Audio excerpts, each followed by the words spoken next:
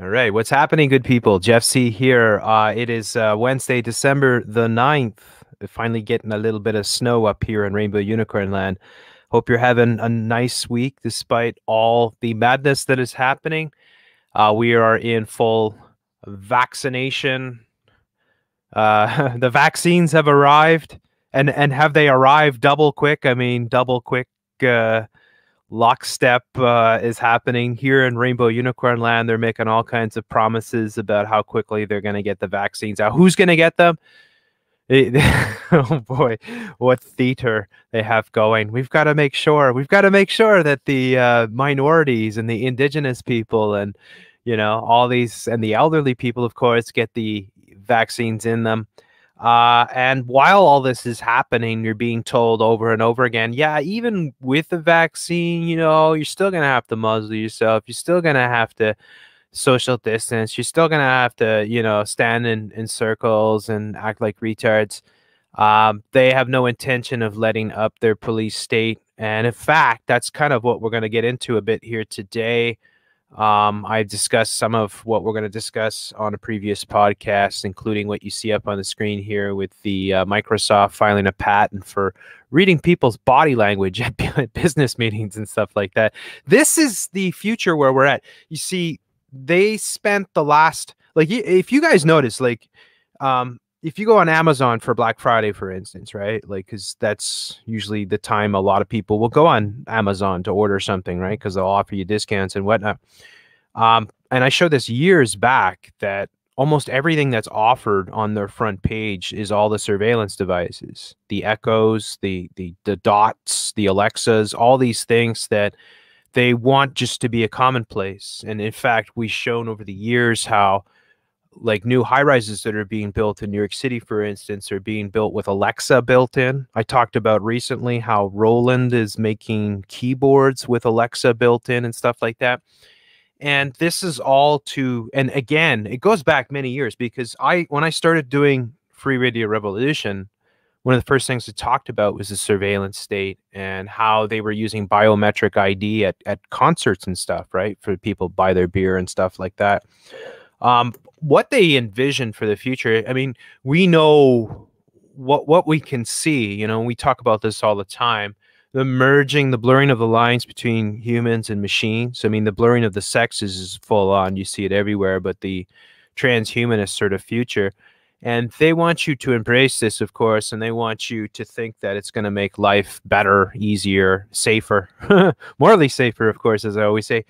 And so what they're doing and using this massive scare, this scamdemic that they have, full blown, and they've used all their tentacles to push on all corners of the world, is to weave in this sort of automated sort of techno nightmare that's coming forth, where everything that we do, everywhere we go, is going to be monitored. And this is already a fait accompli in many ways.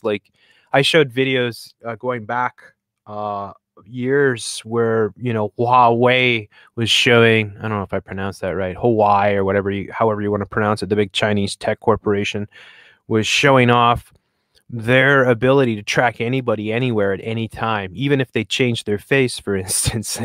They were showing how sophisticated their tracking, and that they could pretty much get any sort of camera anywhere, like hotel lobbies, street corners, whatever, be able to track anyone.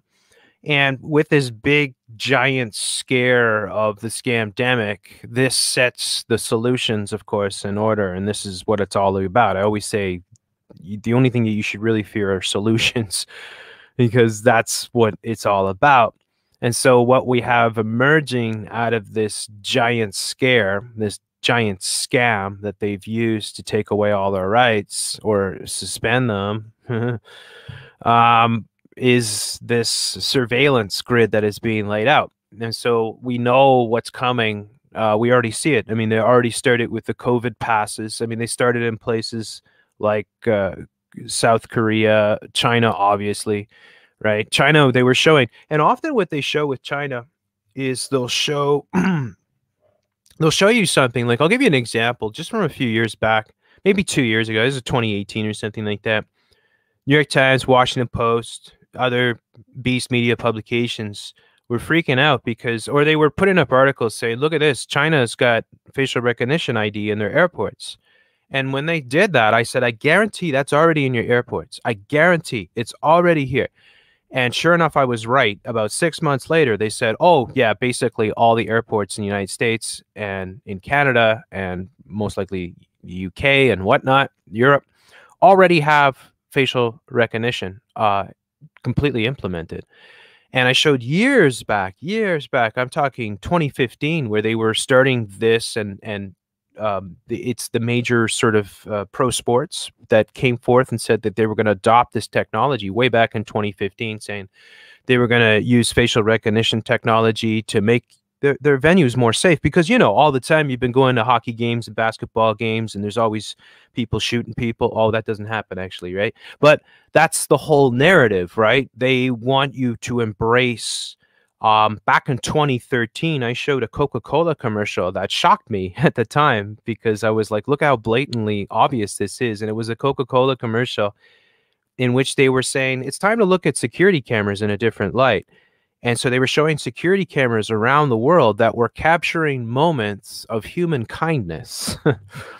You know, like a couple trying to sneak in a kiss, or somebody helping somebody out of a car that's on fire, or somebody giving a bag of potato chips to a street vagrant. And they were saying it's time to look at security cameras in a different way. And I was horrified by it. And I said back then, I said, this is just evil, pure evil, what they're doing, because they want you to embrace that you have no privacy, that you have no freedom, that everything that you do is going to be watched. This is what the very small percentage of people who run this New World Order want for the rest of us. And so it's all happening at a breakneck pace. And this whole scamdemic has provided the perfect excuse for them to bring out their solutions. So with all of that being said, I got to bring in my co-host here, the wonderful Camille. Please stop the ride. How you doing, Camille? I'm great. Hello. Hi, everyone. In the nightmare. You've been watching a lot of this, and I guess we're going to start off with this Microsoft patent to score meetings. Before we go to this, how you were just saying a minute ago, the cameras to catch all the good moments. Yep. I subscribe to this one Chinese propaganda channel, and they're always showing like this old person fell down and a taxi driver stopped to help them up. They're always showing stuff like that, little clip videos of the good things. Well, they've been doing that. Yeah, the Coca-Cola commercial is just one example, but they've been doing this forever. Where they've been, you know, showing these moments captured on security cameras and then making them blow up and become viral. And then people, oh, you know, because it's a little nasty little trick, right? It's like you actually are showing people doing good things, but the fact that everything that we're doing, it's because you see everything. It's being captured, right? They're using it as propaganda to justify their surveillance grid, which is just pure evil. I'm sorry, folks. It's pure evil. And again, I've said this, the privacy commission groups that exist, or privacy watchdogs, are worse than useless, in my opinion. In fact, they must be part of what's happening because they are not standing up to it in any way, shape, or form. And all of this has happened. It's highly unconstitutional. It's against all our rights, and yet this is just exploding. And it's like, wait a second, you know, like how, what are we gonna? And this is where we go, right? Because they don't want you to have time to react to anything they're doing. And of course, they can say, well, you know, freedom was nice, privacy was nice, but you know, we got COVID. This is cooler. Yeah, we've got all this neat stuff that we can do for you. Did you see the nurses and the doctors that are on television are telling you that they're exhausted and they haven't taken a day off in 5 years, right? And that aside from making TikTok videos, of course, they're all just overworked and exhausted and terrified for their lives and their future.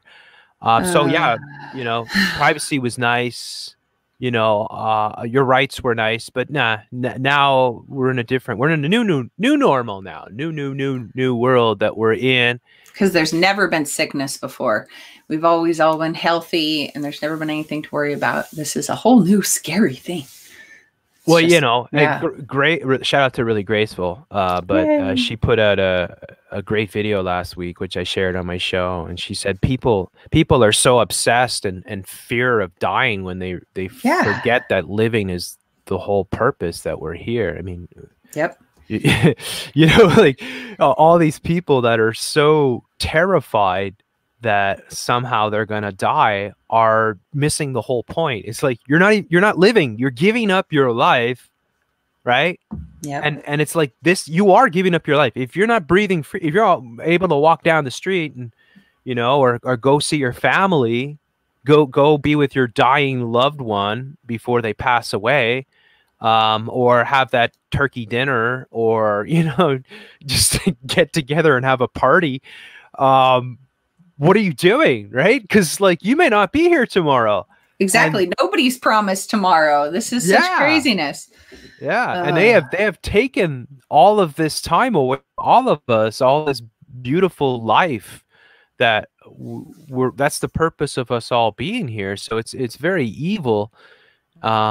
And it's very scary where it's all going. And when I caught this Microsoft thing, I was like, what? Like who would, but you see it with the corporations are the first ones, the big tech corporations, of course, are the first ones to, we're gonna install all these monitors and drones and, and they were the first ones pushing the fear, remember, of it all. They shut down handshakes in Silicon Valley. It was like, no, we've got all the sickness and all the scare with the people coming in from China and people traveling to China. They were the big push right at the start of the scam.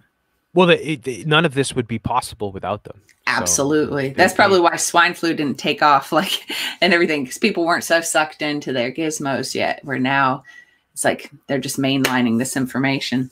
Yeah, I think those were test runs for what they're doing now. I think they have been setting the table for this and having this sort of centralized command center where all information comes from one central authority, and that took them decades to set that all up, to get all the countries on board, to offer them incentives to to get their healthcare services. So we have now this globalized system of healthcare, just like we have this globalized system of education. Well, they've democratized it. Yeah. It's so everybody can have access to the same care. Somebody in Tanzania can access an expert in Texas, Yeah, exactly. Yeah. And get the access to the same kind of schooling and so, food. Yeah, let's talk about this particular tech that Microsoft here is developing, or the patent that they filed for it. The ability to stick these things, and they wouldn't be noticeable really, because that's the way it works. It's kind of like the Echo Dot, right? Like like the first versions of their sort of surveillance, like the smart speakers and stuff. Where they were, they were maybe the size of a lamp, a small lamp or something. Now they're like hockey pucks or even smaller, sort of thing. And so they're cute, and people like them. Oh, they're soft and they're colorful. I hear. Yeah, or they're now what they're doing with the little robots and the little robot toys. It's the same thing. It's like it reads you. It can react. It can change. It's how you were saying the thing. Even if you change your face, I know I've seen and heard about things like your bone density and all these different, like the way your body is and functions. They can identify you. Oh yeah, and what if they're chemically sampling you? Who knows? Well, it's not. And again, it's like the tech. You hear about facial recognition, and you think, well, that's the end all and be all. No, because there's hand recognition, right? And then there's body language detection. Your gait, how you walk. Yeah, because body language might be the quickest thing, right, for identifying people in a way. Once they have, and again, what are they doing? Well, like, I don't know all the things that they're doing, but I can guarantee you they're making the world's largest database, which has every single human being on the planet. Yeah. And Bill Gates played a huge role in this. And India was the testing ground for laying out this digital sort of surveillance grid, because that was the first place where everybody got they offered, some sort of incentives to the poorer people to get onto this sort of digital identification sort of system so that they can get healthcare or whatever they might need, sort of thing. But they've do you remember a couple years ago, I think it was, that on Corbett Report, he did the open source investigation into the biometrics, and it was everywhere. I remember I participated in that a good bit. Everywhere around the world was building out these biometric databases on their people. Yeah. That's because, like, it's all their wet dream going back decades that, we need to use the tech to be able to control the herd, to control humanity. I have this book. I didn't bring it with me, but I have this book that is from the United Nations, and it is an explainer guide to Agenda 21. And in there, not only does it talk about why your local officials are going along with everything, because they're supposed to as part of the plan, but it goes into how everything, data is everything in the science and technology, this whole biotech craziness, but and sensors and gathering every bit of data on everyone. It's the only way that we can save the planet. Yeah, and for a lot of these corporations that partake in this, and the governments, they profit massively from the data. The corporations alone, as you know, anybody knows this, like the cookies, for instance, that you click onto every time you go to see a website, that all that data is it's probably the most valuable commodity, really, when you think about it, because they know everything about you. So it's like if you get Spotify or Apple Music or something like that, they know everything, like what you're Amazon, like they know everything about what you buy, what you're into, what your interests are. And that's money, right? It's like, people that know the classic sort of play or film, Glengarry Glen Ross, with the salesman having those leads sort of thing was the gold, right? Knowing people that were interested in purchasing real estate and stuff like that gave you the edge, right? Because you could track these people down. Well, this is what they're doing. And again, like, that's just the surface, the whole profiting from having this information. But that's one of the ways that a lot of backs get scratched in the whole process. And I mentioned too, like, and I'll mention it again, I've been mentioning it quite a bit, but it's so diabolical. And I know we don't have a tab prepared for this one, but it was the Scotland Yard collecting the children's drawings from the UK sort of public schools in order to determine whether the kids are developing sort of radical personalities.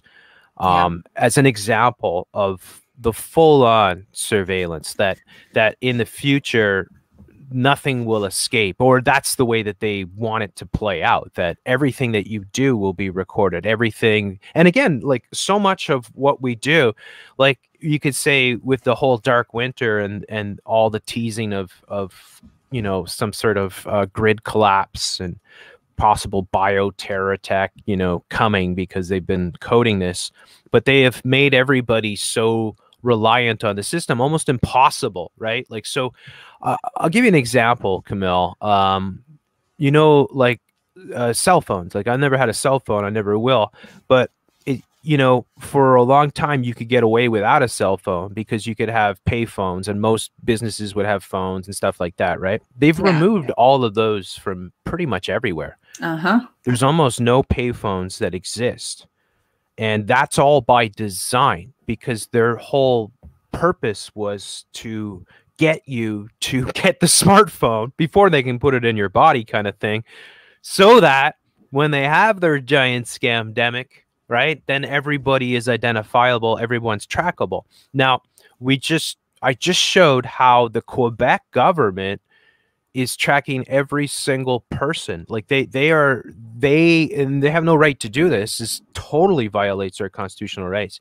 But the Quebec government, under the guise of the scamdemic, has said that anybody traveling is being tracked by the Quebec government to determine whether you're traveling unnecessary. And they've also said, I don't know about Canada specifically, but they've also said that the governments can just buy all this data, and it's legal then, buy this data from the gizmo companies, all the things that we're carrying around in our trackers, and then they're not breaking their rules. Yeah, and since it is more or less a giant corporatocracy that runs everything, right? It's like, it's all like, it's not like some corporations or some governmental agencies are standing up to what's going on. They're all in cahoots. That's the whole thing. So it's all a big, everyone's back is getting scratched. Everybody's getting a slice of the pie kind of thing. And nobody's saying anything about it. Even though, and this goes to all the security agents that might be watching the show, your kids and your family and your future is under this horrible Orwellian nightmare. I mean, it's like you might work for one of these things, but the future, whatever it is today, it's going to be 10 times, 100 times worse tomorrow, 1,000 times worse in 10 years, the rate that it's going, right? You're not going to be able to do anything. We talked about too, like with the smart cities, which is really ironic when you think with what's going on now. But the smart cities, for instance, would monitor your waste, including your sewage, like your poop and stuff like that. So they would set up monitors, and this has all happened with the whole COVID thing, is that they are monitoring people's sewage, right, to determine whether or not, first and foremost, whether they have the so-called virus, which is so evil, right? Because then somebody takes a poop or a pee or whatever, and the government's analyzing that to determine what you have. There's no end to where that goes, folks. Yeah, whether or not your neighborhood needs to get locked down. Exactly. And so, and this is, you can only imagine where this all ends up, because the smart cities that they're developing, the Wakandas that they want people to buy into. And just like I mentioned, the effort in the sort of opening thing when I was talking about, they're building high rises in New York City with Alexa built in, where it's like everything's being built from the ground up now, with this Orwellian sort of surveillance tech built in. Yep. And so that's the future, just like your automobiles. And the automobiles is funny too, because when the OnStar thing came out, right? I don't know if you remember that, but it was like 2012 or something. But remember, I don't know if it was Chrysler or whatever, they had OnStar, right? It was like this emergency sort of thing that you could click on your car no matter what situation you are, and you would have a satellite link to somebody that would be there to help you out. So say if you had an accident, or you're in a bad situation, you ran out of fuel or whatever, but then it was released back then that, basically everything you do in those cars is being recorded all the time, just in case you need help. Just in case. And it's like, what? And then it's like, and this is again, like, all this tech comes, it can make your life easier. It can make business easier. It can be entertaining. It certainly is convenient, but there's a huge but. There's a huge caveat to it all, and on the smart city thing, that I was just listening to a talk where they were saying how, we're so bummed, there's just not been so much movement as we would have expected into the smart city, and they're like, are you kidding me?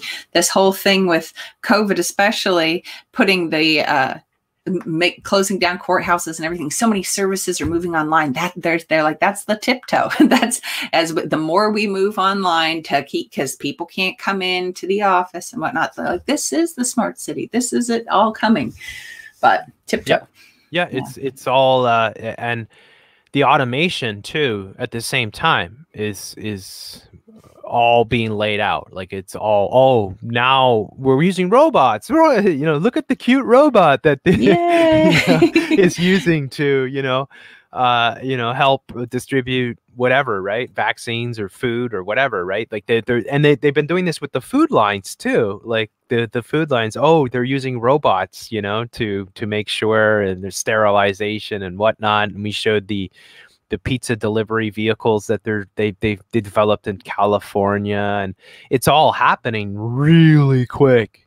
And so the robot dogs popping up everywhere, right? And that's many versions of that. Oh my gosh. and that, like, people will recall the Black Mirror episode with the robot killer dogs that basically, I never watched that one, but I saw a clip of it.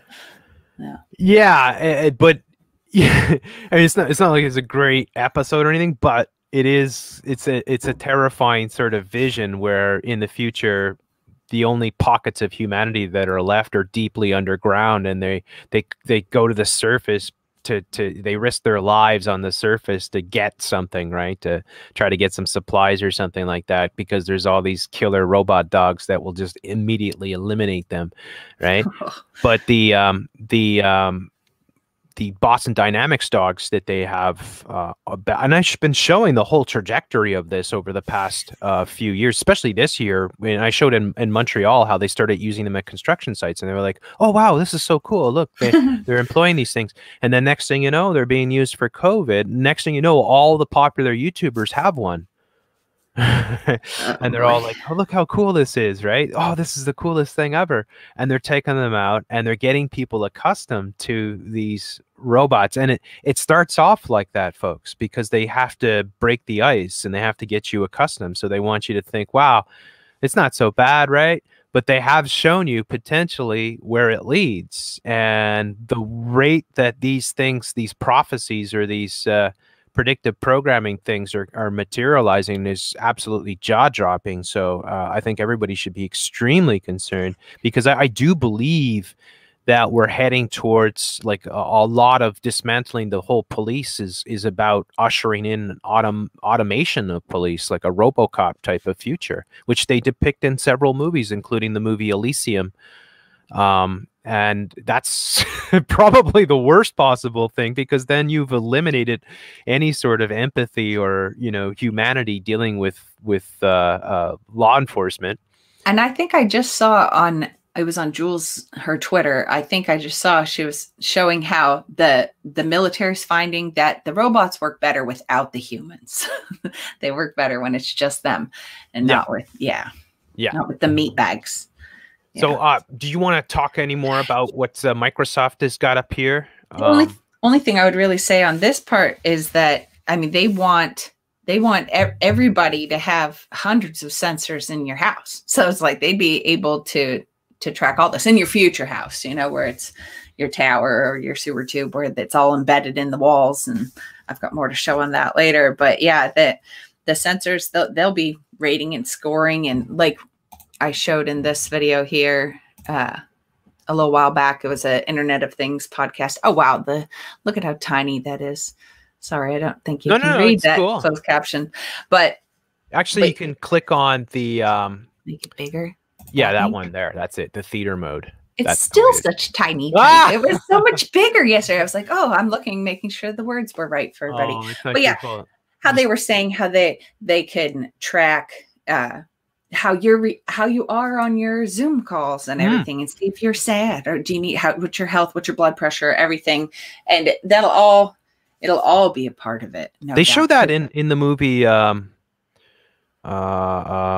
Demolition Man. Oh yeah. So Demolition Man, 1994, 95, Sylvester Stallone, Sandra Bullock, and Wesley Snipes, and they show.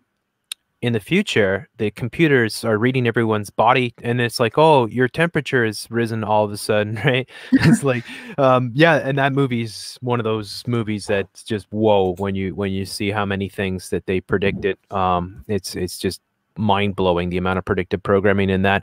But yeah, that's exactly what we're facing. And when you think about it, think about body language, right? Because that's like we talked about. With the COVID restrictions, for instance, the kids here in like they released a COVID restriction guide for schools when they were reopening in the first wave sort of thing, and it was ludicrous. It was like stupidest stuff ever. It's like if the kid had a headache, or with sniffles, or red eyes, or just any sort of symptom, they were forbidden for entering the school. And it's like, well, almost every kid that comes in, sleepy, that was another one. If they're tired, it's like, what kid doesn't come in tired, right, to school? None of them want to be there for the most part.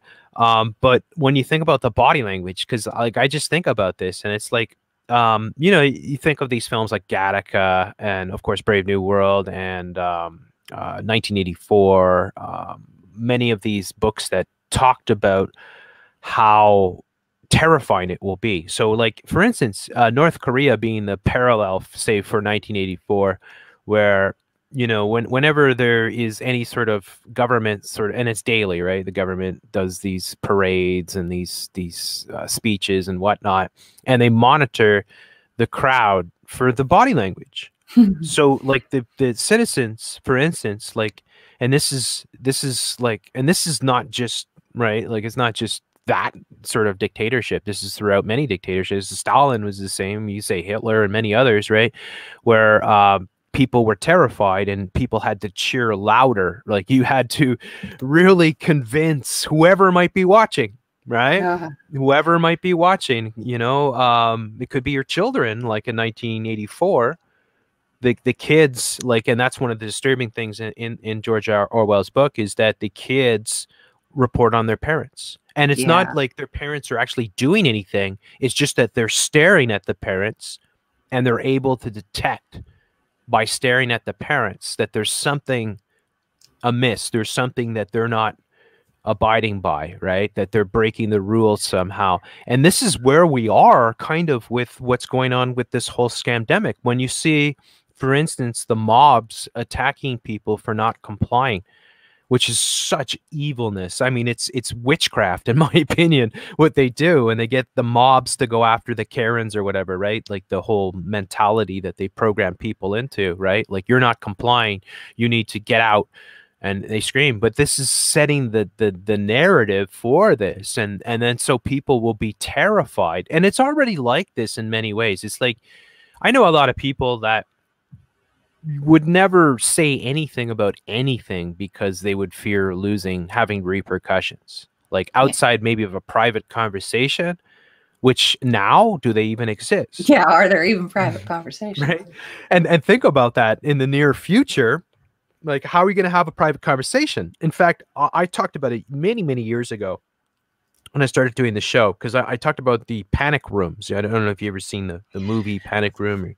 Yes. The idea, like, in the panic room, if you don't know this, is usually in a wealthy household.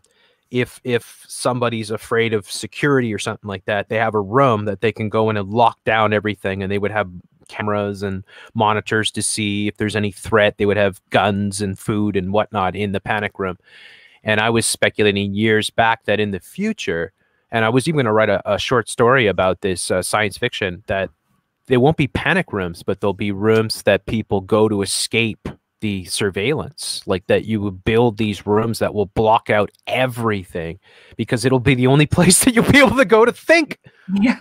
And what we showed with the World Economic Forum, and they've been putting out the propaganda massively during the whole scamdemic, is that, you know, like, they boast about it in articles that, oh, you're not going to have any privacy, you're not going to have any money, no private property, no, not, you're not going to own anything, and yeah, we're going to collect your dreams and your thoughts, we're going to monitor everything you do, but you'll be happy. Yeah, you'll love it, because you'll have been conditioned to it by then. Oh my goodness, you'll love it. And this guy here doing this, I should point out, he's from DARPA. Sorry. Yeah, well, they're one of the biggest players in all of this, of course. Yeah. But yeah, and then you think, well, Microsoft developing this, and how are they, you know, so what are they going to do? They're going to sell it to corporations who are going to say, okay, we're going to try to get the best out of our employees. We're going to get the best out of your employees by using AI to monitor their every single little frickin' thing that their body does, like their facial expressions, their, you know, just the eyebrows, how they move, whatever it might be, right? How they're breathing, whether, you know, their heart rate increases, or whether there's anxiety being displayed, and then another thing that I showed back when this whole thing was really kicking off, the scamdemic, was in Toronto, how they were boasting about these new sort of detectors that they would stick in the entrance of every freaking business, basically, that would not only be able to detect whether you have COVID and detect whether you have a fever or anything, but would also be able to detect whatever chemicals you have. Yeah, they were sampling you. Yeah, yeah. They would know if you had freaking, you know, smoked a doob 2 weeks ago or something like that. And it's like, what? How are you gonna, like, and this is what they'll do. They'll do this because they can. Like they'll do it, and then people just, oh, what's the big deal? And then you get the attitude. A lot of people say things like, yeah, well, if you don't have anything to hide, then what are you worried about? Yeah. And it's like, well, wait a second. That's not the point. The point is, like, since when do we allow like the most evil sort of like, well, when did you sign up for 1984? Like, wasn't didn't we read that as kids as a warning for the future about how horrible things would get if we ever allowed this to happen? And here we go. It's not even 1984. It's 1984 plus, Brave New World plus Gattaca and everything else on steroids. The Circle. Yeah. Gotta read that. It's just nuts. Before we move on from the topic, on this article was talked about on This Week in Google, that one Silicon Valley show that I watch. And who knows, they could just be acting for their part, but they were all very uncomfortable with it too. They did not like this. They said, how can you assume that you know what that body language means in each person, that everybody's different? And they're like, no blanket stuff like this. It doesn't work. So, but maybe if they get the sensors and they can watch you for long enough, they can see what is, although they already have a lot of the sensors. One of the things I've been noticing too, because I watch a lot of animal videos to detox sort of thing, is that they're doing a lot of this trickery with animals where they're sticking in robots, like robot gorillas and robot, cats and stuff like that. To see how they react? Or? Yeah, well, to spy on them first and foremost, right? Because they have the cameras and all that. But also to see how they react and how they care for and a lot of times the animals are duped into thinking, oh, it's a an abandoned kitten or something like that. Let's take it in, So they fall for it? Well, sometimes, yeah, but I've noticed that they've been doing a lot of this, and I think in a way it's just more programming into, well, we're doing this to all of you, period, right? Like this. Yeah, the animals don't mind. Yeah, see, it's not like we're doing it to save the animals, of course. Yeah, because I thought that maybe they just put them out there and they're recording, but they're not broadcasting a signal. Because I thought that animals don't like drones and things like that, because there's the signal coming off of them. They're smarter than us. I have a video I made way back. It's on Supreme Lord Commander because I ripping them out of the air. Yeah, they're ripping them out of the air. Like everywhere that the drones show up, the animals go crazy because they hate them. And the best are the birds of prey. Like they just rip these things down. Like good for them. Quick, yeah, because it's a threat. They know it's a threat. They don't have to know exactly what it is. They're like, this is a threat, right? But that's it, though. It's like. It's so evil how it's going forward, and everybody needs to realize, because we're at that point where we're far past that point where it's like this stuff like is going to change us forever, and it can't possibly be for the better.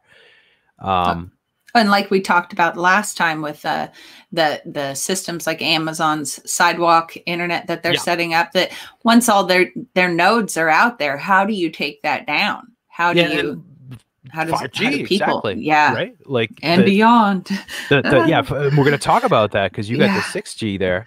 But yeah, I mean, the 5G, for instance, the ability for them, and again, they could use it. They could say, well, we have to be able to look through your walls to see if you have COVID. This is exactly what they're going to do, folks. I mean, if they show you, like, and I showed this during the Super Bowl a couple of years ago, where they were like, 5G will enable these firemen to be able to see through walls. Yeah. It's like, okay, that's nice if there's well, I mean, it's never nice if there's a fire, but that's fine, I guess, if there's a fire. If they're putting their lives in the hands of the technology, what if that failed? And all these new firemen are trained with having always the gizmo to. But that's it. It's like if you look at the commercial and you see, okay, the firemen are using it to be able to determine whether there's somebody in there that needs to be saved. Okay, that's nice, but okay, that's what they're using it for. What is everybody else using it for? What's Microsoft using it for? What's your government using it for? Your insurance company will be like, you're not moving around enough. Yeah, that's another one. Exactly. We detected that you've been eating too many Snickers, we've been monitoring, and that's again getting back, like way back to the whole smart meters. That was like what people feared in the future, like going back to a decade, 2 decades, or 10, 15 years dealing with smart meters. When that whole grid was laid out, people were like, well, the smart meters are being put out so that they can detect what all your other smart tech is doing all the time. And because your electronics all have their own individual signature sort of thing, so they can tell, oh, they're running the dehydrator right now. Yeah, exactly. Yeah. So, and this fits into the whole credits and the social credits, of course, the social credit score, all these things, just like the facial ID, oh, scary China is using it. But then next thing you know, it's happening here. The social credit score is already here in many ways. It's like social media as you look at it. I mean, look who gets promoted on social media. Right. YouTube is an excellent example. Facebook's another excellent example. It's the worst people I've ever seen are promoted on YouTube, without a doubt, without any hesitation. I'd say these people are toxic, every single stinking one of them. And yet it's like, well, wait a second.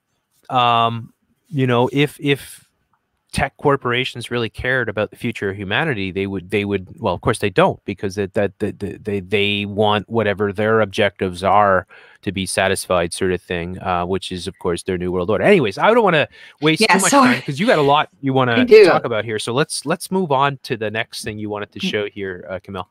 And I'm sure people have probably heard about this, what's it called? The Institute for Health Metrics and Evaluation. I know my state, they're always talking when they do their announcements about how the world's coming to an end and we're all going to die, that they always reference the modeling coming out of this place at the University of Washington in Seattle. And they were funded, of course, by Bill Gates. And that they say in this next thing, this one, they're talking about how this article here, this whole big thing, they don't trust this thing. This is from last year, because it's all the money for the WHO and for all these different groups. And these guys comes from Bill and Melinda. They say there's some conflict of interest there, of course, but the Institute is run by this guy, this Christopher Murray, who they say in here was invited by Bill Gates to build this back in 2007. Yes, invited by him, and they've given millions, hundreds of millions to build this program, because they need the data. The only way to make sure everybody's healthy is to have the data on everybody in the world, and that they're also working to provide online courses and technical training to how to read their models that they do, so that they can train the next generation of global health specialists and how to think of, generate, and use health metrics. But people don't like it, because it's all statistics. It's just using statistics instead of what's actually going on. And like, I know this one here, I mean, gosh, it's just going to get worse into April. So Christmas has already been canceled where I'm at. So now, and I think New Year's too, and Groundhog Day. I heard Groundhog Day is canceled. So, but into April, it looks like we're still in trouble. And then it'll be the 4th of July, But these are the people pushing out the model. The White House uses this, and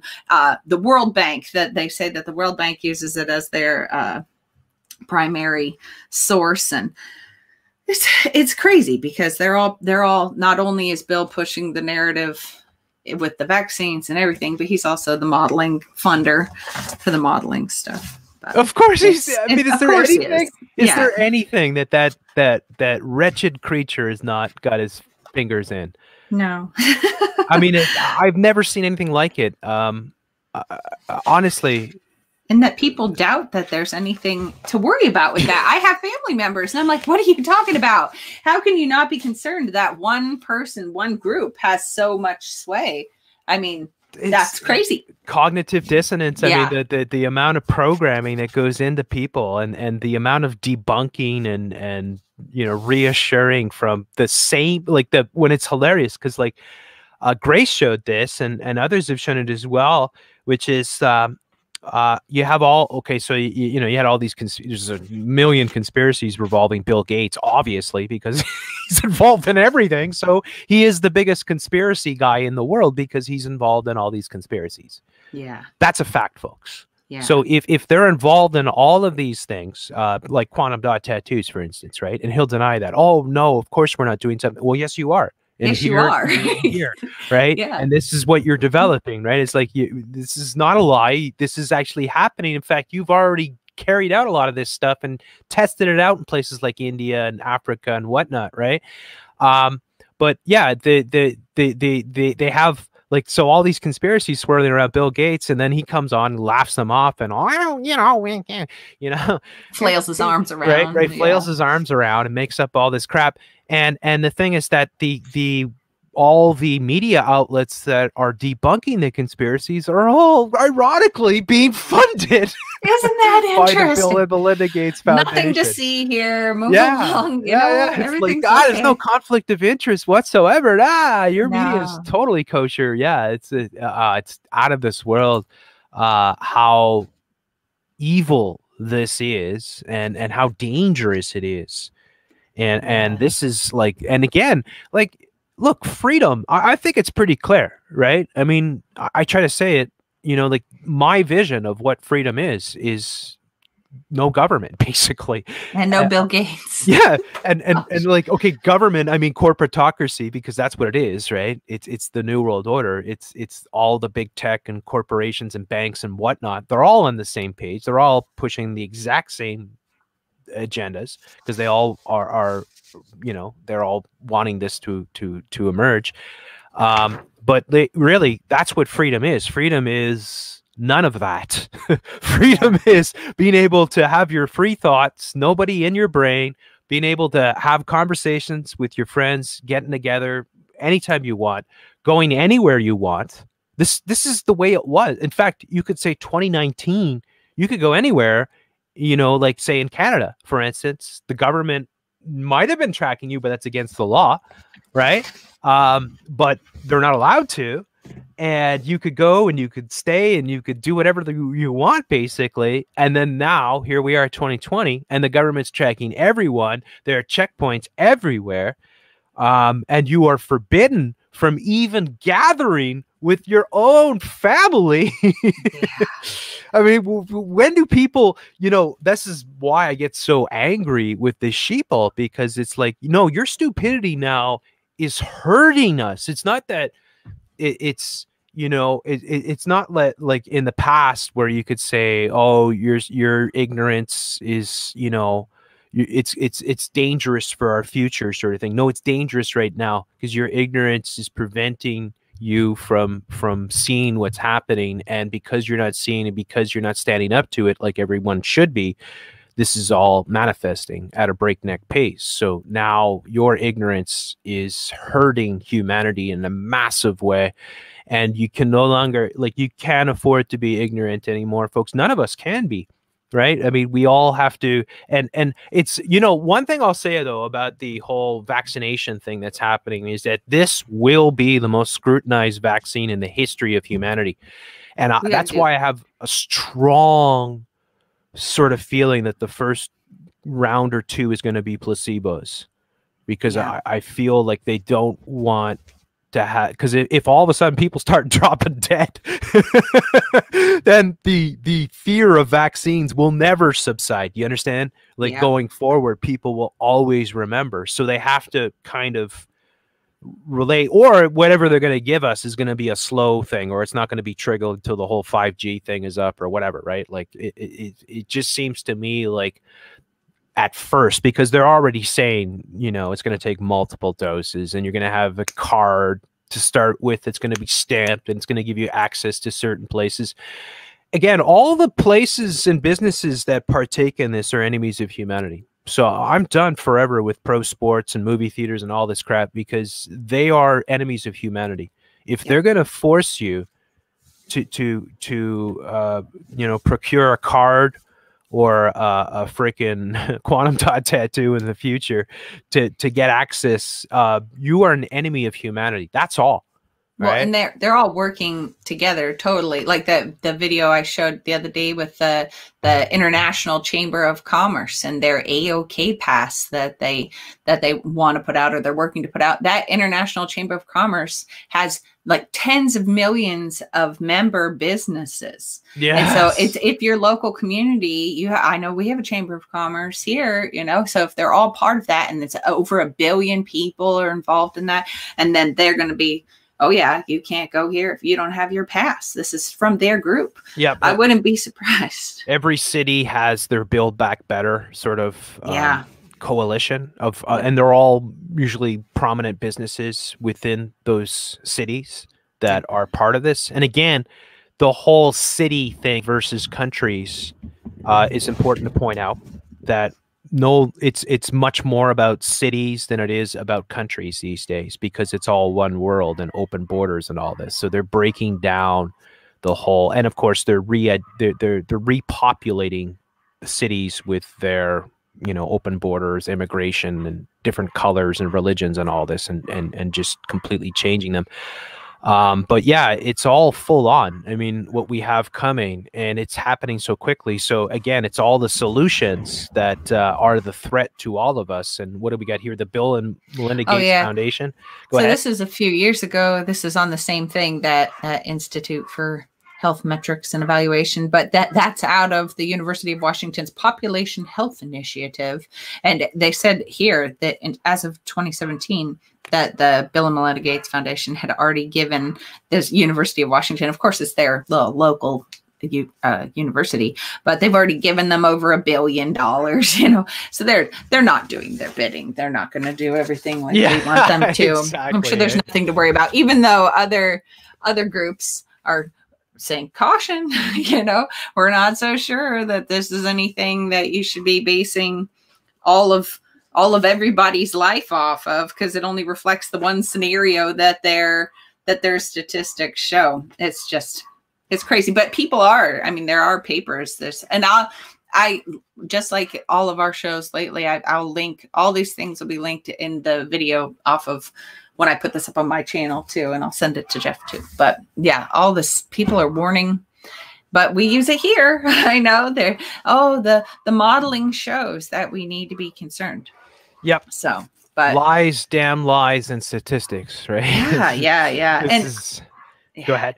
People aren't trained in statistics either, and that's what a lot of it is. I know John Taylor Gatto talked about that all of these children, they could be so useful in statistical gathering, you know, of numbers, if they only knew how to work them. But yeah, and then it's all a game of numbers. Anyways, the whole scamdemic is being played through a game of numbers. It's just rearranging. That's all they do, folks. Like, but I think it's abundantly clear. It's just like, let's just, you know, if we take all the people that normally die, say, of the flu, and the elderly people that are being, you know, multiple cancers, and we just put COVID instead as the cause of death, then we'll have the sufficient numbers that we need to be able to enslave humanity, sort of thing. I mean, to me, that's what's happening. Like, I don't even believe that there's a legitimate thing. I think it's all just manipulation and using numbers, and again, it's always numbers, and I show this all the time. Every time you look on the CBC, CNN, BBC, it's just numbers. Yeah, numbers. And how can anybody prove it right or wrong? You know, it's because it's just these numbers gathered from everywhere. But they say that data is the way to speed our recovery. You know, look at that. They're gonna save us. It talks in here about the new UN Affairs Office that Microsoft is working with with their Microsoft philanthropies. But they keep. I've heard this so many places, how COVID has just pushed back all of our things we'd worked so hard for, the SDGs, all this. It's just knocked us back so far. Other than the places where I hear them talk about how, we've jumped 5 years ahead in just 5 weeks, you know, wow, look at that. All this adoption, because the tech was always the path. Like, look at Agenda 21, the tech was always the path to get us into their plan. But yeah, they've got this new, what is it called? It's coming. There's supposed to be like a trial run of it out so far, but as of November, but it's launching next year, this World Health Data Hub. And they say that addressing COVID-19 is just the starting point, but it's Microsoft and the WHO together, that they'll use artificial intelligence to create a global information center for disease surveillance and knowledge sharing that could help further the SDGs by providing a targeted picture of disease patterns and sharing insight into where particular health issues need most attention. It's amazing because for thousands of years, civilization has worked. You know, it's not worked perfectly, but it's worked. And never before have we needed all these solutions, these tech solutions. And then all of a sudden, this is the new normal now. And now we're going to have viruses all the time, and you're not going to touch people anymore. You know, in the future, you're not going to make love to your significant other. You're not going to marry. You're not going to have children. You're going to live in a box or a sewer tube. And we're going to monitor everything you do, and we're going to give you rations. But you'll like it. Right? Yeah, you'll be happy. Yeah. You'll be happy. We're going to provide free tranny porn. It's shocking how evil all of this is, and it's the only way of putting it, folks. Because, again, how do you envision freedom, right? This to me is the nightmare. It's just gonna get worse. I mean, it's horrible now. It's horrible now because I feel like everything is being recorded. Everything, even if you do shut down your computer and your Wi-Fi and stuff like that, there's all the other Wi-Fi that's going. There's the 5G and the 4G and all these other things that are happening. So they're already monitoring everybody with the tech that they have, and then the tech that they're bringing in is just full on. It's full on, no escape. And with Trump, and he showed, I mean, when the whole scandemic started off, one of the first bills that he signed was the 2 5G bills that they brought in, one for urban America and the other for rural America. And it was everybody needs access to telemedicine, and they're all going to do their schooling from home. We have to rush this. We have to. Telemedicine too. And everything being online, which again, when it comes to medical stuff, especially if it's, dealing with mental illness, which is again, a huge part of all of this, because going forward, the solutions are all going to be tech, right? So mental illness solutions will be chips, obviously, right? Brain chips, morality pills, all these things that they want so they're getting people to express and partake in the sort of divulging of all that information online, which will inevitably follow you forever, sort of thing. But yeah, they are getting everybody to embrace this sort of, just go online to talk to a specialist, or just go online, which again, most of these times probably artificial intelligence at this point in time that they're using for a lot of these, BetterHelp and whatnot. 33,000 experts they have online to discuss with your mental illness. And you had all the top YouTubers, all of them, they're making millions of dollars, Camille, and yet they're all suffering from depression. They're so sad. Yeah. Jeez, yeah. Ethan Klein. I've been feeling depressed lately. Shelley DeFranco. Yeah, I've been feeling kind of sad these days. And it's you're making probably $2 or $3 million a month, and you're trying to convince us that you're suffering from depression, and then you're trying to get all your listeners to go online and partake in these highly, evil sort of operations that are, and again, that all fits into your the data that they're collecting on every individual. Every single one of us, they have a data file on. With everything. I mean, they want your DNA, they want everything in there, because it's your digital twin. It's not just machines that they want that for. It's not just cities. Everybody's has one, and we're building it with everything. Yes. Yeah, and absolutely. Yeah, everything. And that's why, again, the young generation is massively programmed into all of this, you know, sharing everything online. And again, when I say the mental illness is a great example of that, right? Like just go online and talk about your thing.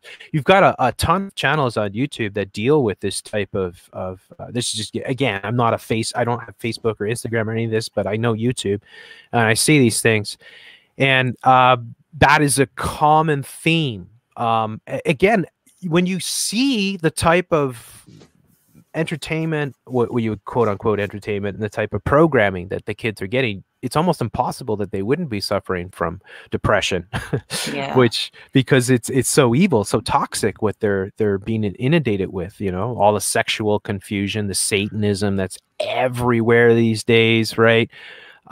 Just like the typical Black Mirror type stuff that people watch before they go to bed. I mean, these things are really toxic for your mental health, sort of thing.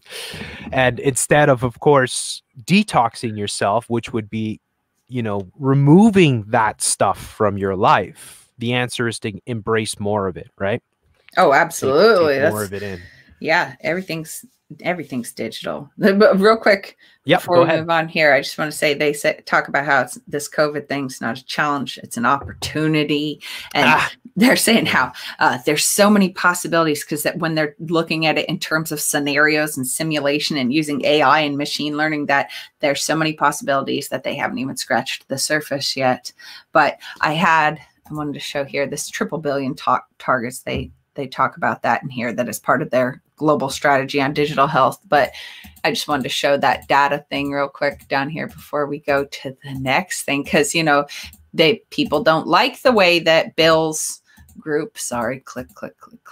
People don't like that. There it is. So that's coming soon, but the prototype is out. So, but people don't like the way that Bill's thing and the statistics, they don't like how that does things. There's another way.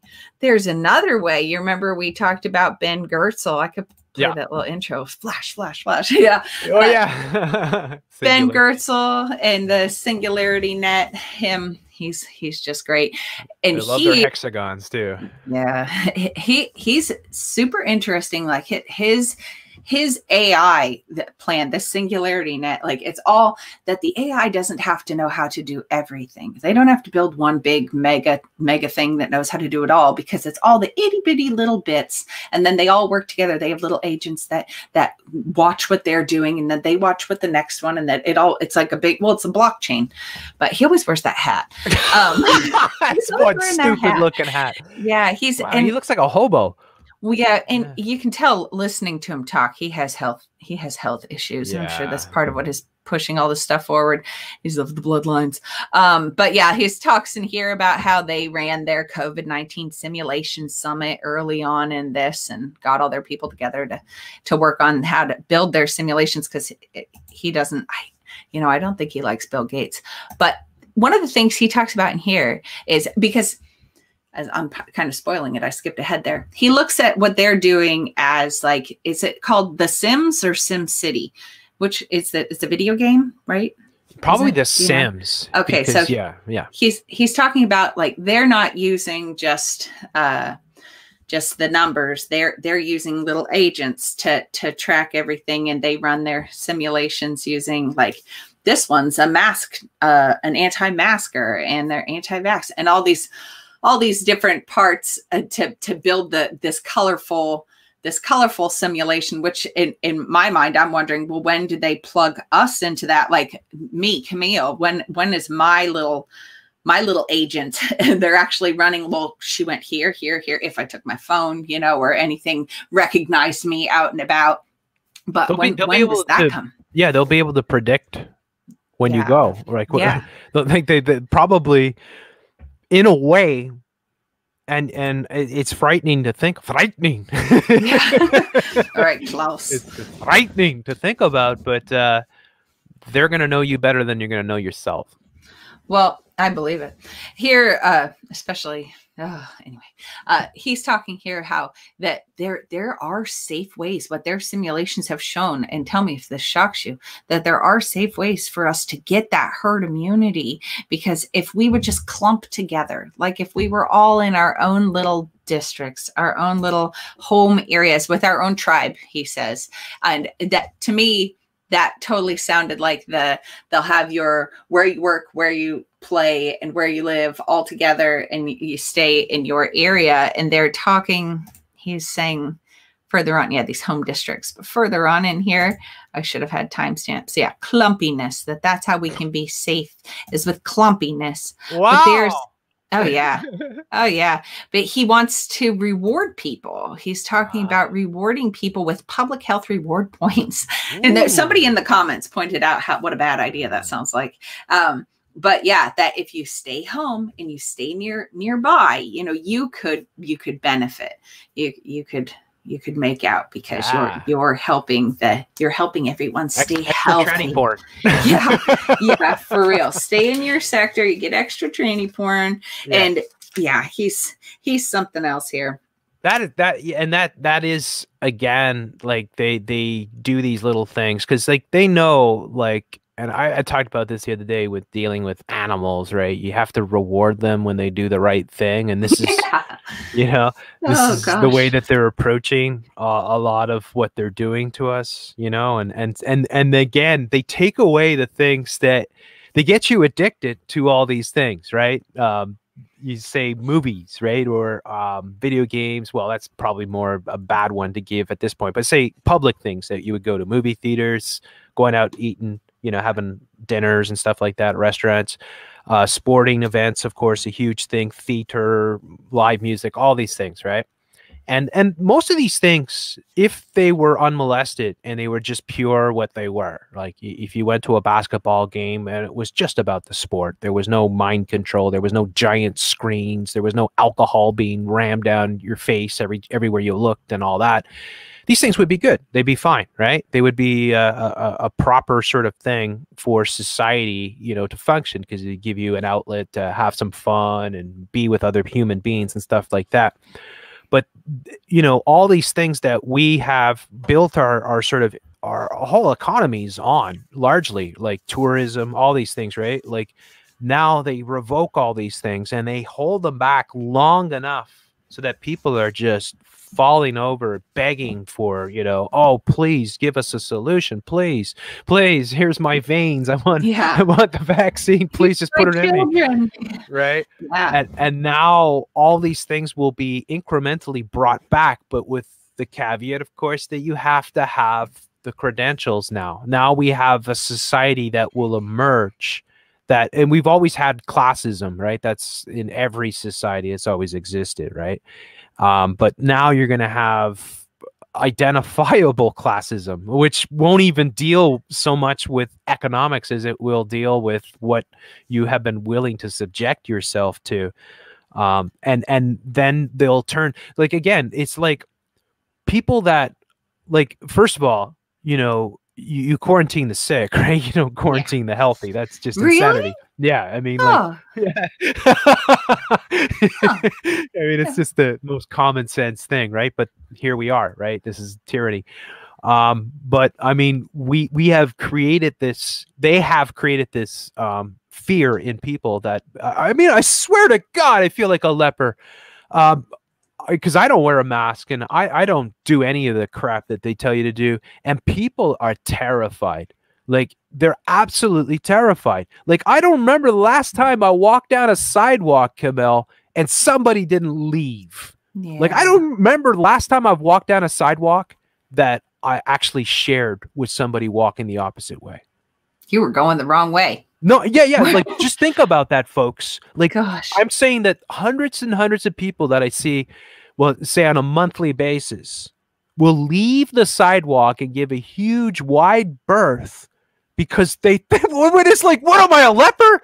Right? I mean, like, you're so utterly stupid that you're terrified of other human beings. And it's like, it's not like it's not even a 6 feet thing. It's like a 100-foot thing or a 150-foot thing. It's like they see you coming and they're already like getting the wide berth. And it's so utterly disturbing because, yeah, this is the trick that they played on people is they've convinced people that everyone's a leper, or unless they are completely strictly abiding by all the regulations and rules, that they are a danger to your health. And therefore, you could bring that sick home to your family. Yeah, and they treat you, and again, even you could say throughout society, lepers, right? It's one of those things that they used to isolate people, right? They would stick them in their own, and again, that's the same thing to do, right? You quarantine the sick, right? And that's what happened with lepers. But they were ostracized from society, because they were actually sick and they could spread. Leprosy would spread, sort of thing. Not that it's an ideal situation in any way, shape, or form, but it's just this sort of mentality that they programmed into the sheeple is that everyone's a leper unless, you can guarantee that they've had the vaccines and that they're doing everything that they're supposed to do, or they've got the COVID pass or the quantum dot tattoo. It's really diabolical because they've broken down, and this is all part of what they're doing. That's one of the reasons why they don't want people to congregate, because they don't want people to be able to talk in private about what's going on. Right? They don't want do you know anybody who's sick? Yeah. Do you know anybody that's sick? I mean, like, does anybody know anybody that's sick? Like, legitimately sick? I know a few people. I've just heard stories recently from a few different people of that they went to wait in line to get the test done for some stupid reason. Yeah. And they left before they got there, but then they got told, "Oh, you're positive." But because they had to wait in line for so long. Yeah. Every celebrity that's positive, none of them have symptoms. I mean, come on. People. It's a tragedy. Seriously. It's just ridiculous. Anyways, what's the next thing you mentioned? Next thing is the 6G, this Nokia Bell Labs, which normally, if I was going to talk about Bell Labs thing, I would tell people to go to Jules, her show, Before the First Cup, and to watch the work that she did, the research she did on Bell Labs and their ties to the government. But I can't tell you to do that anymore because YouTube deleted her channel, which then crippled her website and all of her source links. Everything's gone. So yeah, gone. So is Jules going to set up something else, or? I don't think she retired a few years ager after she had a stroke, and I don't think she will be, but that's too bad. Does anybody have her backups? I don't know. I'm not sure. Her website was pulling. Don't put your eggs in one basket. Her website was pulling all the information from YouTube. So, and that's another way that they control us, right? They get, you have to have this to access everything, right? It's like you have to have a Microsoft or a Google ID. And then they just delete your ID, and then all of a sudden you can't access anything because you've been a bad person. Don't be bad. Don't talk to the wrong people. You question things. You're thinking that's very evil. We have to ban that. But 6G, of course. Yeah. So they're It's like, or they're just laying out the grid for 5G. 6G is already now. Well, it's 2030. They're saying the 6G is what they're saying. They've got to rebuild everything before they can have sensors everywhere. They got to put up the high rises and the sewer tubes. But so they go through all the different generations that we have now, and you see up to 100 gigahertz for 5G, or less than 100. What? Yeah, for the different uses. Yeah. Wow. And then the 60 gigahertz was bad.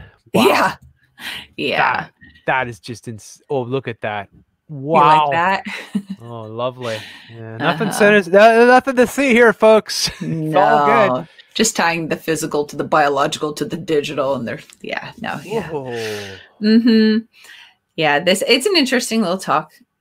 Future infrastructure to augment human existence. It's like, whoa, that's inhuman what you want to do. It's the opposite of humanity.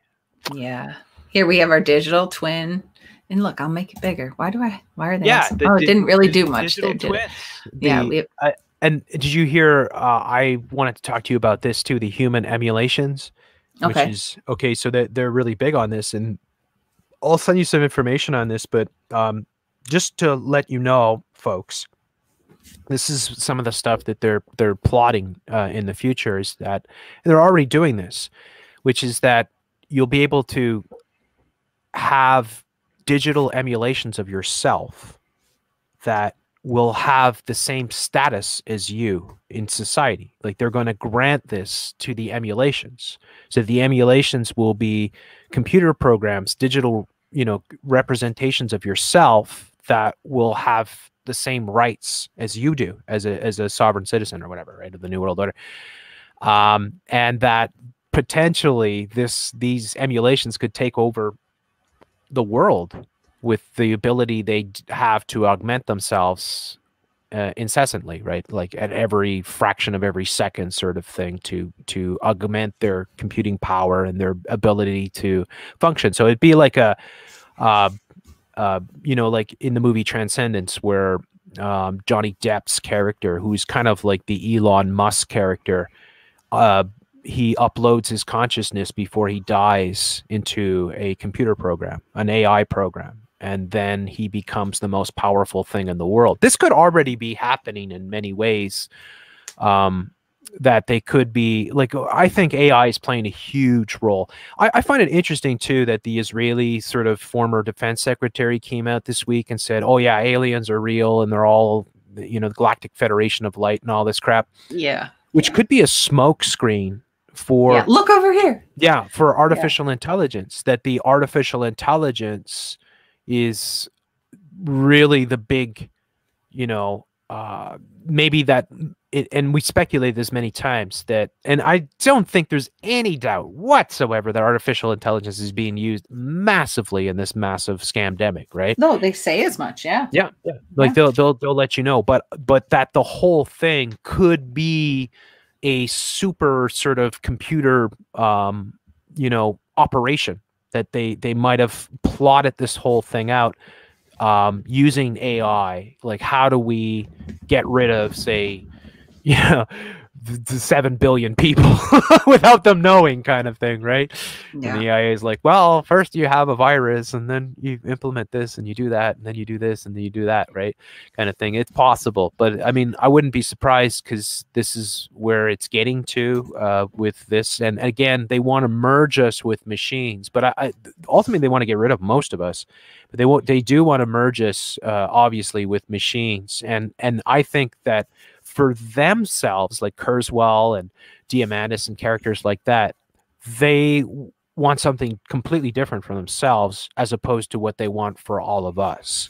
I do think we are good guinea pigs, though, at the moment. Like, yeah, we're good guinea pigs. To off us all at once, but I also, I think we're good guinea pigs for now. But I think in the future, like with the automation, first and foremost, it's going to be, like most of what can be done traditionally by humans can be done by machines, so they won't need most of us. But if we are, like in the movie Transcendence, what happens is Johnny Depp's super AI computer program starts to take human beings and inject transhumanism into them, and then they become servants of, and they get super strength and stuff like that, the superhero type of analogy, because they are using that massively to program the kids into transhumanism. And we've talked about it for many years, how the LGBT PQS to be XYZ is a gateway for transhumanism, just like body piercing and tattooing is a gateway to what they're doing. There's a reason why these things are so trendy and popular. Any sort of body alteration sets the table for the future of what they want to accomplish. So this transhumanism thing is absolutely ginormous. And I think that by 2030 or around there, they want to have most of society in a hive mind control state. Well, and the other thing that is helpful is that we help build this digital world, because all of our interactions feed the AI, feed the machine, that they would have so much more work on their hands if they had to write a program to make such a complex digital world. But with all of us feeding it all this different information, we write it for them. We're building their digital paradise. I'm not saying throw away all your devices. You're listening to us here. We got to figure out some way. There's got to be some way Yeah. It's a double-edged sword. Let's just be honest. Okay. So like, obviously we're using this and doing good with it, right? And reaching out and trying to inform people. But it could also be evil. That's the way tech is, though. You could say science is exactly the same, right? It's just a tool. Yeah. So the tech is a tool, but it can be used for good and it can be used for evil. And right now, unfortunately, clearly, extremely evil people are running this whole thing, and they are not using it for good. They're trying to fool us into thinking, yeah, this is going to be great for you. Don't worry, it's going to be great. You're going to love it. You're going to love it. You're going to be a slave. You're not going to have any privacy. You're not going to own anything. You're not going to have any freedom, but you're going to love it, sort of thing. Sure. Here's a smiling guy that we put up under our video. Yay. Yeah, gonna love it. It's so diabolical. Because there's more to go here. Yep, I'm gonna say, so you see how the extreme connectivity, that's one of these 6 key areas. So the sensors everywhere and the new homes that they're going to build, because the elderly, you know, they're not going to be able to keep up with these care homes. Well, that's not safe. So it doesn't work well. You see that 6 for 6 with 6, right? Yeah, so the 666 right there. Yeah. But they won't be able to keep the old people in the care homes like they have now. So then you gotta the baby boomers, they'll end up in their connected homes that they'll be able to monitor them and keep them safe, and everything will be great. And they can put these little, like we saw at the beginning with Microsoft, to be able to monitor you everywhere. They like the massive MIMO antennas, those are new or newish now, you know, for the 5G. They're able to send out and get back in the signal, so much signal at the same time. That this little thing here, this is like a printed one. They're talking in here about how they'll be able to put that behind like photos and behind paintings and everything, that they'll be able to have these antennas all around you. What's the 5G is the same, right? That's what they're doing, right? They're disguising it. They're putting it in like, you know, fake cactuses and stuff like that. We showed a lot of examples. That guy from Crown Castle, the people that own so many of the towers and the antennas, that this Crown Castle, they said in Houston, I think there's a park. It's in one of my videos that they said that it's deployed. 5G is deployed all through there, and the people wouldn't even be able to see it. Yeah, they wouldn't even know it. Crown Castle CC33, Crown, of course, being the corona. Yeah. Which is a crown. That's very interesting. Yeah. But yeah, exactly. Because it'll be in schools, it'll be in everything, right? It'll be in your the stuff that you get for your home, sort of thing, right? Like you'll buy a cabinet or something, they'll stick it in. They won't tell you. Exactly. Already now, with when they were talking on that This Week in Google, when they were talking about Amazon Sidewalk, the antennas that they wanted to put out. When they talked about this last year, they were saying that these antennas are going to be so cheap that technically anything you bought from Amazon, they could stick those in there. And it could be anywhere. I mean, you could buy, look at how thin that thing is. What couldn't they put that in? You put that in like a whatchamacallit, like a dinner mat or something, right? Yeah. You know? Yeah. But it's to keep you connected, you know, it'll be better, right? We got low cost millimeter wave here, and then this radio on glass, the terahertz stuff. They really like that. This is a super interesting talk. But yeah, and he's all about augmenting human existence, not necessarily augmenting our bodies, but yeah, just. And then look at the 6 again, because they go, 6G, a generational shift to augment human existence. This is all subtle Satanism, right? What they're putting in here, but the connecting worlds, digital, physical, biological, at extreme capacity, at high synchronicity, creating a trusted platform with 6 sense. Yep. Sounds great, doesn't it? It's the cube symbolism in that, like it's just a cube kind of going.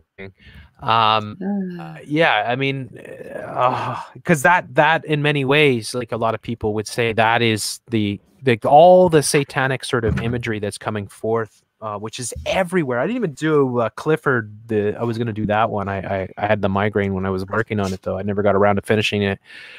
But the big red dog, that movie that they're coming out with, of course, dog you know, spelled backwards is God, big red God coming next year.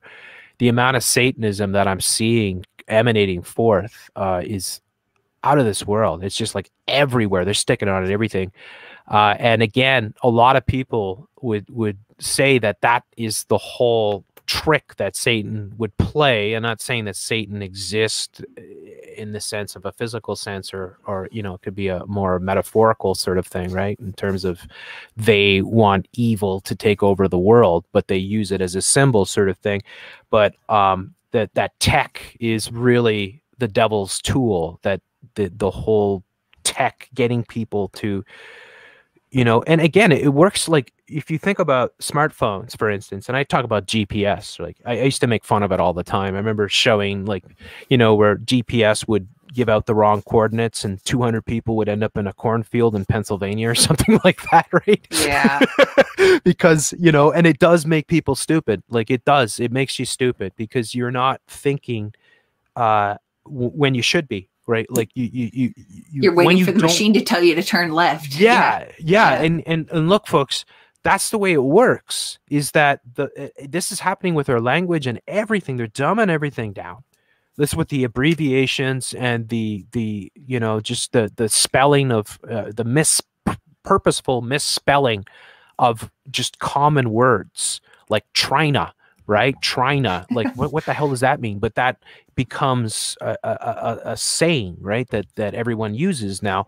But they're lowering our ability to function at a cognitive level purposely, and making us more and more reliant completely, so that we don't, you know, like, oh, you know, like instead of, you know, what does this mean? Or what time does the train come at? Or whatever, right? Like instead of using your brain to think these things out, people are naturally using the tech. And again, it just starts to lower your ability to function at a cognitive level, which is all part of how they're bringing in the hive mind of humanity. This is what scares me a lot too, is the hive mind, because that's what they want. Like they don't want people to think for themselves first and foremost. They absolutely do not. That's why they took dangerous. Over the media. Yeah, it's very dangerous. So they want you all to think the same, basically. And this is where we're going. It's already when like I show all the articles, like we're just smitten, or we can't get enough. Like Beyonce said this, and we just can't get enough. And it's like, I guess that means everybody, right? But this is the way that the internet speaks to the hive-minded slaves already. Like that we're all on the same page. We all believe in the same things. And this is extremely dangerous. This is why it's so important for people to use their brains as much as possible. It doesn't mean, and again, it's a balance, right? Because the tech doesn't have to be evil. It can be very useful, like we're using it for right now, right? It can, and you can use it, like, you know, you could be spending your time learning stuff and expanding your consciousness and expanding your knowledge. Or you could be stabbing your brain with a fork and watching people change their genders, right? You know, doing mukbangs and whatnot, right? And that's what they really want, is to lower our ability to function as human beings and congregate and all these things. And with all the restrictions, they're trying to eliminate that ability of communication. And of course, with the communication too, the longer that people don't congregate, the longer that people don't have the traditional sort of birthday parties and gatherings and, you know, just getting together with the neighbors, block parties, whatever, the more that it breaks down that ability to trust people, right? Because that's how you build up trust. You build up trust by having relationships, by, you know, having conversations and obviously physically seeing these people, seeing their faces, and, you know, like the amount of information that is displayed when you talk to somebody and you watch their facial expressions is off the chart, right? And it's think of how they could manipulate that through the Zoom Thanksgiving and everything, like deep fake sort of stuff. What if they make it look like grandma's growling at you, you know, and they make it look like she's not happy and change what they're saying, you know, what. You'd never know. You'd never know what was going on because you're seeing everything through their lens. And they could, digitally recreate you with their deep fakes. I believe, and I have to say this because the deep fake thing is, it's definitely going to play out at some point. Like that they are, you know, putting this out a lot and, you know, making it very popular. And it's become like a very trendy thing on YouTube, and I imagine other social media platforms. The big, well, however few there are, but you know what I mean, Twitter and Facebook and whatnot. But TikTok. Yeah, just like one of the things I see on YouTube, for instance, is like taking, say, popular sort of movie stars. Let's replace, say, Luke Skywalker with, you know, I don't know, Arnold Schwarzenegger's face or something like that, right? Yeah. And then this is what they do all the time. These things go super trending. There has to be a reason for this, and the fact that they can do it, and now they're at that point where it's just completely seamless. Like you wouldn't really know if you'd never seen it before that this has been digitally altered, and you know, and all that. So that is something to highly consider, because if we do not have that physical sort of interaction, how are you going to know when you're doing, say, your Zoom conferencing or whatever, that you're actually interacting with other human beings? Another thing that they put out a lot too is all the fake human beings. They have fake social media characters that they've created, and they have fake media people that they put out.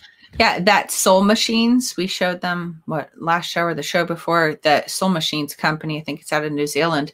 They've been putting out a bunch of videos, like rolling out more of their little virtual human things. Yeah. And they boast about it too, right? Because they like, it's, I remember when Google Duplex came out and they were so proud.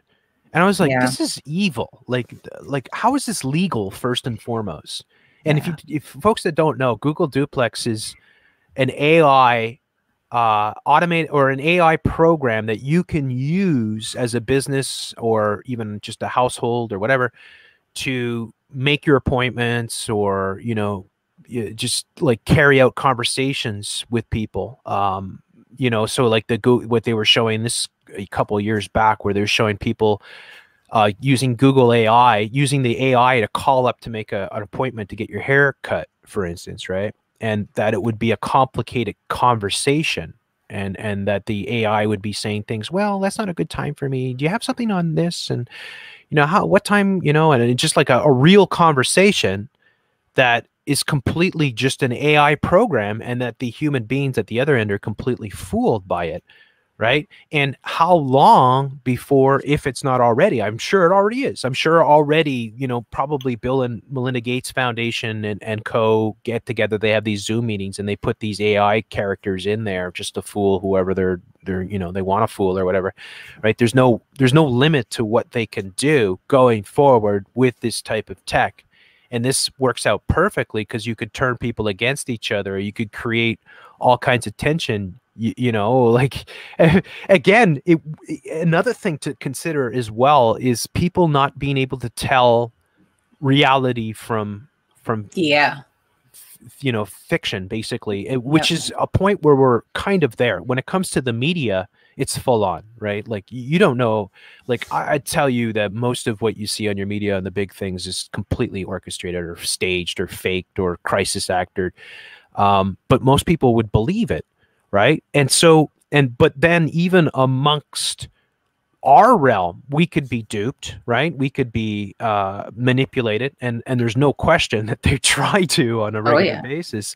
So, you know, and again, I remember that kind of harkens back to some of the CIA guys coming out and saying, you know, basically we'll know our job is, I don't know when that quote, which was like, it could have been the 60s for all I know, is probably 60s or 70s, but one of the CIA directors came out and said, oh, we'll know when our mission's complete, when we have everybody believing everything that isn't real, or everything that they see is a lie, sort of thing. We'll know that we've completed our, they're there. That's a long time ago though.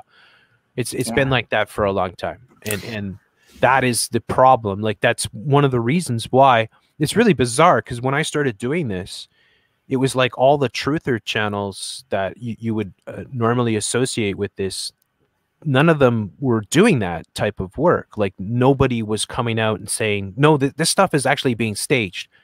Right. And so we kind of created a new view on how the media. It's not like there's nobody that existed before that said that stuff, but it really, that was sort of a game changer in terms of, because the way that the alternative media would work is that, you know, an event would happen and they would just spin it in a different way. It's like a shooting would happen. They say, like, for instance, there's a shooting in a school, right? And a bunch of people are shot, and the alternative media would come in and say, yeah, but the real issue here is that the guy was on meds, and it's big pharma, right? That's really to blame because they're putting people on meds and they're going crazy and they're going to shoot up schools. Yeah. When the reality is, the utter reality was, no, it's all fake. So that's where we kind of came in and really, you know, shook the rug or pulled the rug out from everyone, you know, sort of thing, trying to show people that. And so it's already generations of people that are manipulated. So much of your history being that case, right? Like that, just being manipulated from day one into all of, you know, these major events that they've used to mind control you and program you into the paradigm that most people are in. And that's why it's so threatening when you come and you start to shake that paradigm from people, because then everything would fall apart, right? If I can't believe in the official story of 9/11, then what can I believe in? Because if they lied to me on the biggest thing, right? It's not the biggest thing anymore, but you know what I'm saying? That they lie to me on, if they completely lie to me on the biggest stories, then why wouldn't they lie to me about all these other ones, right? Well, that's the reality that we're in. So it's unfortunate that we're here because, you know, at times I feel kind of frustrated because it's like, is there any point to trying to show people how much manipulation there is? Because it's just such a sea of confusion. And that, again, with Yuri Bezmenov and the whole deconstruction of a nation sort of thing, right? Like that you can deconstruct a nation in one generation by just completely, you know, pitting everyone against each other and financing all these groups. And that's exactly what you see playing out in the United States, like in Canada and everywhere else, basically these days. So anyways, I don't want to digress anymore on that. Yeah. I'm going to jump over to what Bill says he's not doing, right? And I know we already talked about the Particles for Humanity people and the microneedle, is it moving on your end? Yeah. Funded by Bill and Melinda, but they're the single injection vaccines for full immunization. They were talking about how they can encapsulate. So there's time release. Sorry, it's jumping all over the place. That's what I want to talk about, is so much of what they're talking about now with this. Oh, how can we give the shot? And then they got to track and make sure that you get the same shot. Be sure that you're making sure that you get the same kind of shot that you got the first time. But they're talking about this tiny time release stuff with we'll call her the lady down here that out of MIT, this one right here, might need to wake your ass up. I don't know. But, this one here is super obsessed with Star Trek, I guess. Yeah. Mr. Spock's tricorder. Yeah. And how they're hoping that they can design things that can give information about changes in the body, not just that they can put things in and make the changes, but also to let you know if things have been changed. So what you showed there before, where they were like the problem and the solution, did you put that back for a second there? Yeah. Oh yeah, you see, like, they've got them everywhere. Yeah, they're on top of it. That's and again, as I say, solutions are what we should all fear. That's they're solutions. We're working on our own. That show's coming. Yeah. I agree. Yeah. So problem. Most vaccines require multiple booster shots for full efficacy, which is challenging for people without ready access to healthcare. Solution: single injection vaccine utilizing encapsulation technology to release each booster in a pulse at the right time. Yeah, they're talking like some things require their second dose 2 months later, so we can mimic the timing of whatever the dosing regimen is and get it to release. Little Saturn cubes to go with it. Wow. Yeah. And remember the nanovirusides people, I know that that's a therapy, that's not a vaccine, but that nanotech that they're saying their stuff can go on topically, it can be inhaled, it can be orally, it can be injected. But I mentioned that because the Particles for Humanity people are not just for their vaccine, like little cookies thing. They're not just for the vaccine technology. They got more money from Bill and Melinda, but they also do the food because so that they can put the vitamins in there so that it's healthier and they can. I think in many ways the Build Back Better is the whole reset is just to establish this, you know, this evil sort of technocracy, or this, you know, like all these businesses that are associated that are plotting out this, like whether it be with the foods or the surveillance or, you know, the satellites or, you know, anything dealing with Agenda 2030, that is really one of the major goals that they're doing by restructuring and financing all these operations and getting them to, you know, this is how they're going to go forward with their future, phase out the old school sort of mom and pop and, you know, free enterprise capitalism and, you know, freedom and all the, you know, good stuff that you get from living in a country like United States, for instance, right? And bringing in this just Orwellian nightmare that, you know, everything is geared towards full on change of humanity and full on change of how we function, and putting this tech in all of our bodies. And it's diabolical. I mean, it's like, it's so crazy. Like, again, I don't know how anybody could be pro-vaccine. Like, the only people I understand that are pro-vaccine are the people that made the vaccine. And the mind-controlled masses, of course. Yeah. Yeah. But like seriously. And again, look, folks, if they're going to show the three clowns there, the Obama and, you know, the former presidents, Obama, Clinton, and Bush getting ejected. I mean, there's no way on earth that you can corroborate that they're getting what you're going to get. No. Like, I mean, it's all for show. And they're doing the same thing here in Canada where they're saying, oh yeah, Trudeau and Freeland and these hideous creatures in the Liberal government are going to do it publicly just to get everyone to, yeah, we did it. Now you can do it too. Right. And oh yeah, I don't know if you caught that, but the Deputy Premier of Canada came out the other day and said, oh, we want to get into, there's a lot of Canadians that have savings, and we think that this could be used to you know, restart the economy. And it's like, they're basically telling people that they're going to raid your savings. And haven't they done that before? They've tried, and they've done it in the past in you know, some of the world wars and whatnot. But if you think about it, the Canadian government now, $340 billion that they've spent, and they're 1.7 trillion or something in debt right now. The deficit right now is it's like the highest in the world per capita. And they're just spending money like a drunken sailor, you know, at a whorehouse kind of thing. And it's, you know, of course, it's none of their money. And Trudeau's been saying since day one, I mean, he's been saying it for, we showed it like months back, where this is an opportunity for a great reset. You know, this is an opportunity to build back better and build back for everyone. And it's like, yeah, this is so evil where it's going, folks, because everything that you cherish as a free human being is going to be taken away from you. But they're going to give you the bullion cube of the future. You see that? Yeah. Yeah. I want to go to the other Bill Gates thing. I was shocked. I didn't know about this. I didn't know about this. Yeah, Ben.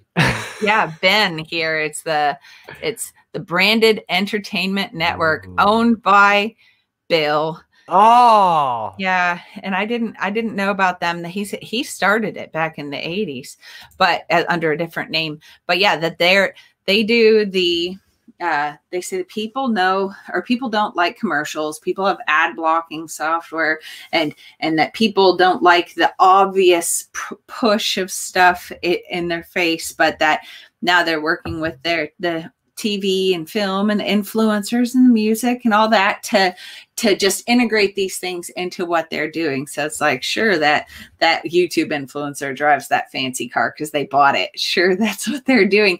And that they look at that 40 plus years. They say there's a video that they say that they are the most advanced in using their AI to do this, their rollout. I have a video on it here, this one.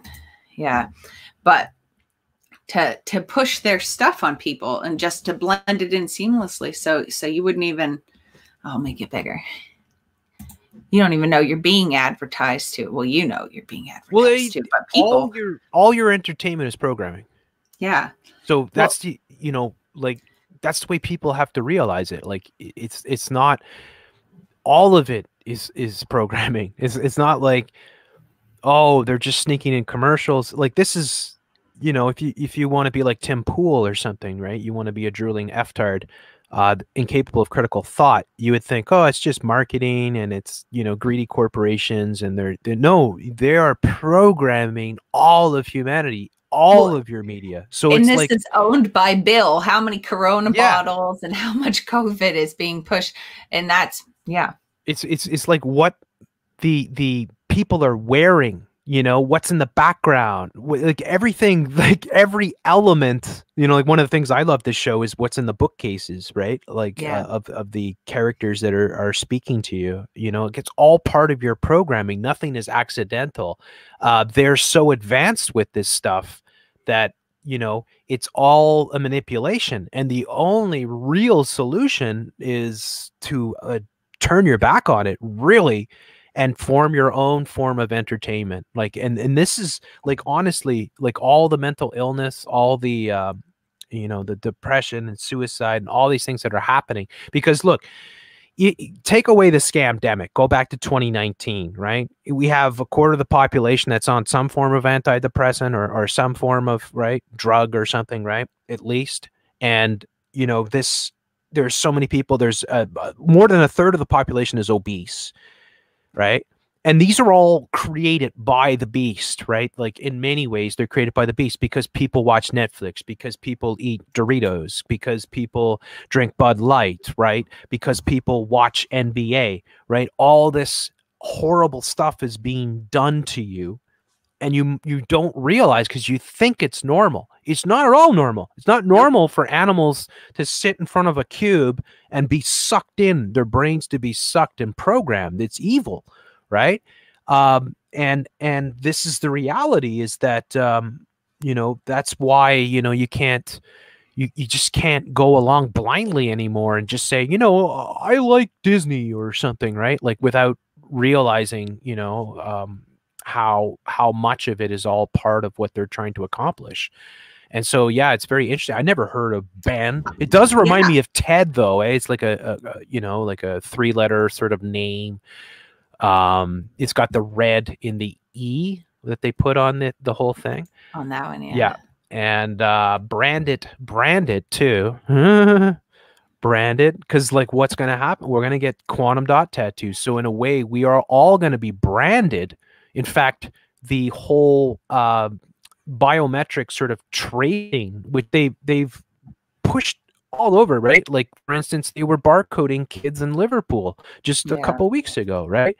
Like, so the branding is all part of where it's going in the future, where, they're going to have everyone, again, the quantum dot tattoo, that is real stuff, folks. That's not conspiracy theory. Like, there are, Bill Gates himself has multiple patents on this technology, and have already done large precursors to it in India and places like that, where they've got people up in barcodes and identifiable like this, and the entire population, and they're able to track people and trace people and determine what medical treatments they've had, or injections or vaccines or anything like that. It's already, they just want to make it full on. They want to make it so, there's no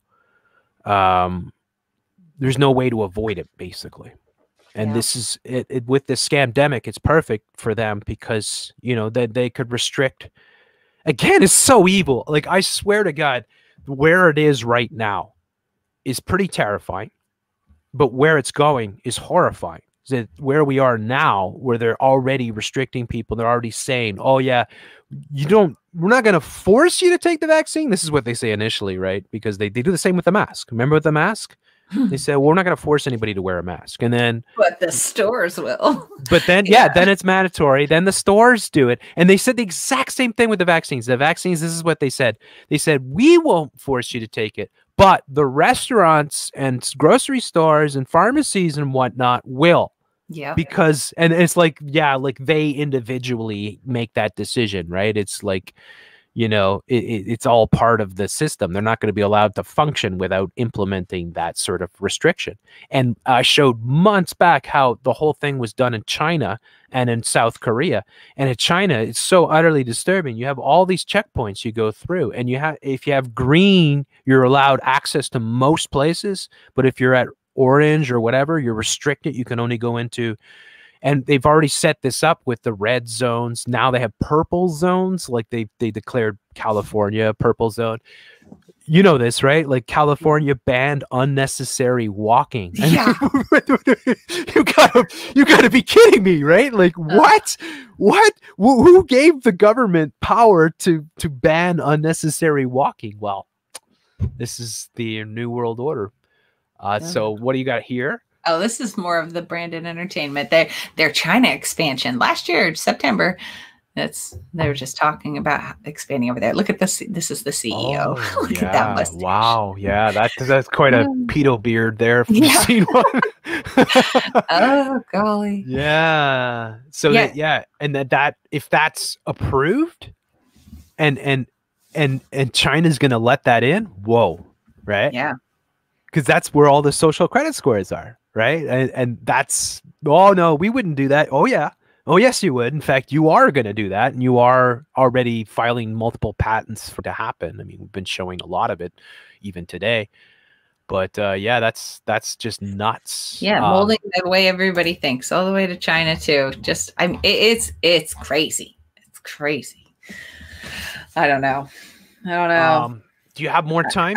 Yeah. I'm almost out of time, but I do want to show the X Prize Peter Diamandis. They launched a new one. Yay!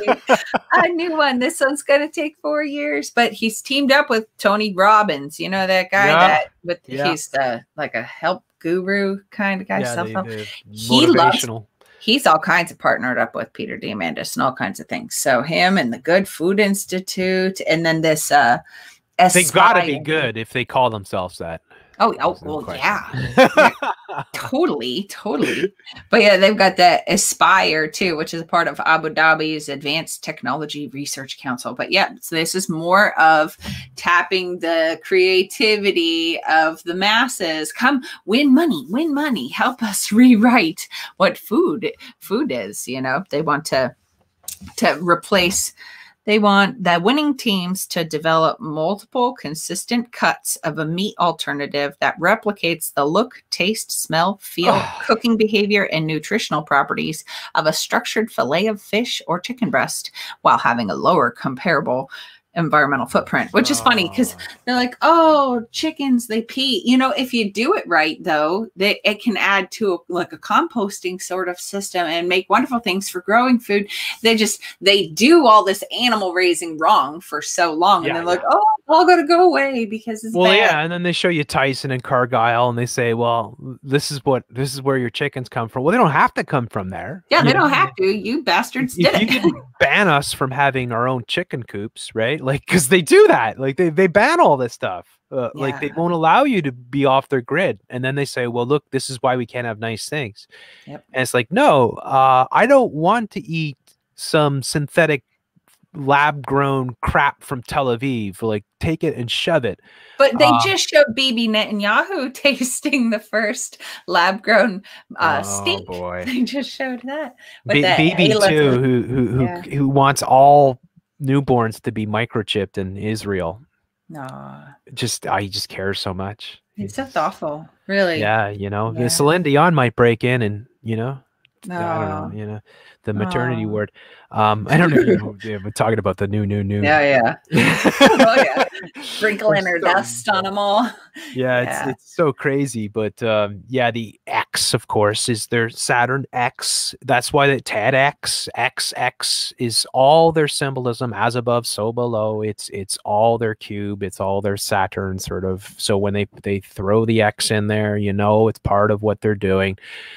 And tomorrow's proteins with the X. Yeah. It looks like meat. They want it to look and taste and smell and cook like it. How would you, if they are able to accomplish that, how would you be able to tell? If you're not going to the farm and buying from a farmer that's still actually raising the animals instead of raising the cultures, Well, that's it. They don't want you to be able to tell. In fact, spam is interesting, eh? Isn't it interesting how spam became such a common sort of meme, if you will? I also find it interesting that Spam, the company Hormel that owns them, owns Applegate Organics, that makes all kinds of organic lunch meats and bacon and all this. They're owned by the same company. Wow, isn't that interesting? Yeah. Oh, it's all the marketing thing too, right? It's like you just slap organic on it and you can jack up the price 30-40%. Oh, sure. But yeah, again, the solutions really are, local farming, knowing where your produce comes from, knowing where your animals, your meat comes from, and less is more, but not necessarily in a horrible way, less, but I'm just saying maybe eat less meat, but more healthy meat, right? But getting ourselves, the fact that they are so intent in tricking us, because I think they know, if you just think about it, human beings, like all animals, right? We're meat eaters. There's no bones about it, no question about it, right? From our teeth to our our livers to everything, that we are meat eaters, and our big brains and all that, and that's in our biology. That's what we are. That's what we crave, right? We crave meat, and just like any other animal that is either omnivore or carnivore or whatever, right? You that's what your body needs, because that's what you are. And I believe in treating animals ethically, right? I do not believe, but I hate PETA and all that because it's all New World Order.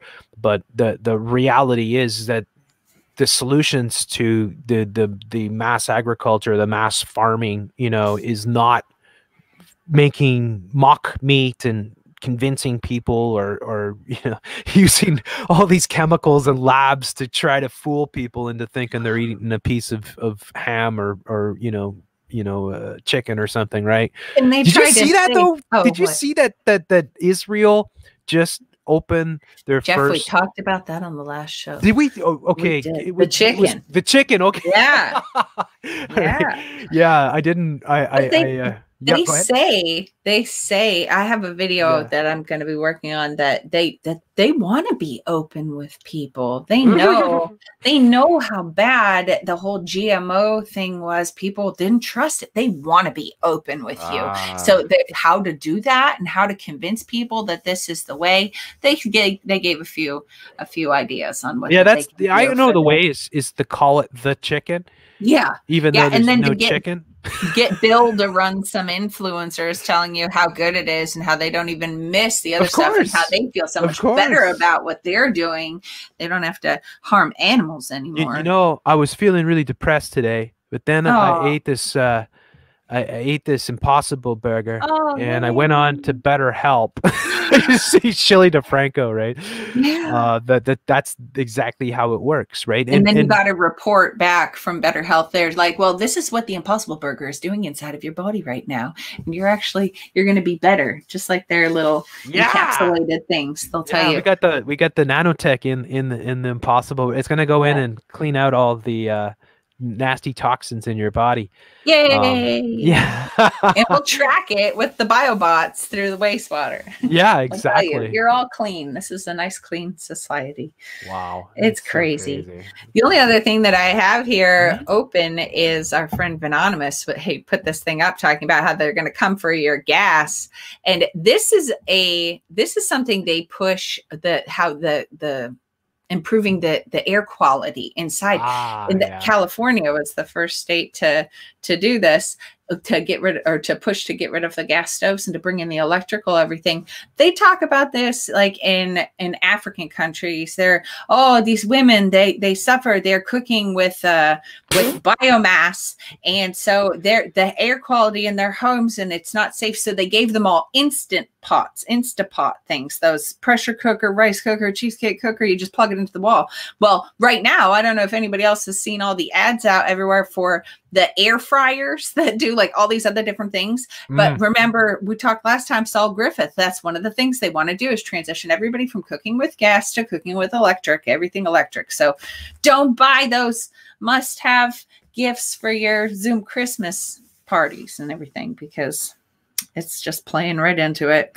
I have a pressure cooker, but it goes on the stove. I hate cooking with electric. Well, again, it makes you all reliant on their grid. So all these things offer you freedom, right? Yeah. Like being able to heat your own home, say like with a wood stove, for instance, as opposed, right? Like that's freedom because you don't have to pay for the electricity, right? Which is, they can't shut off your wood supply. They can't shut it off, right? So they hate that. And then they say, well, this is why you can't burn wood, because, there's polar ice caps are melting and polar bears are dying, right? And they'll just give you some bull crap, and they'll show you some sick polar bear, that's on its last legs, and they'll say, this is what climate change looks like, right? They're so evil, these people, what they do, because they want to destroy all our freedom. That's just ultimately what we face. What would give you that impression? They want to trace you and track you, and model all your behavior and program.